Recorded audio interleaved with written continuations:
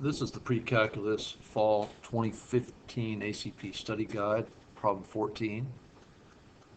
Sam and Lenny hike off in different directions according to the drawing shown below. How far are they apart after they're hiking? So we see a corner here, a vertex of the angle where they start together, and then they ended up a certain distance together. Lenny hikes 4 miles off kind of toward the upper left, and then Sam hikes 5 miles kind of toward the upper right in the distance apart.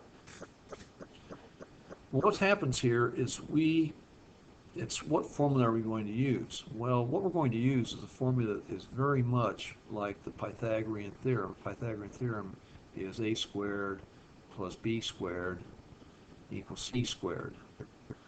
We're trying to find this distance apart here on the top. And to do that, we use a formula that is very much like the Pythagorean theorem, but adjusted for angles other than 90 degrees. And it's going to be what's called the Law of Cosines. And the Law of Cosines is, the version we're going to use is c squared equals a squared plus b squared. So far, we're just like the Pythagorean theorem, right?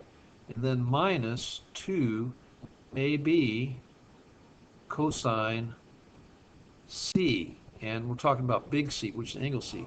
So this portion right here, minus 2AB cosine C, is the portion of the law of sines that adjusts for angles other than 90 degrees.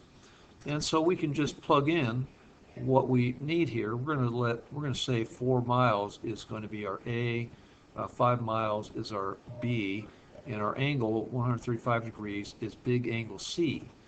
And so we have C squared equals A squared, which is 4 squared, plus B squared, which is 5 squared, minus 2 times 4 times 5, that's A times B, times the cosine of angle C, which is 135 degrees. And if we want to isolate C, we can get C equals the square root of all this. So we take the square root of 4 squared, we could say 16, but I'll just leave it in the original form. Just 5 squared, 5.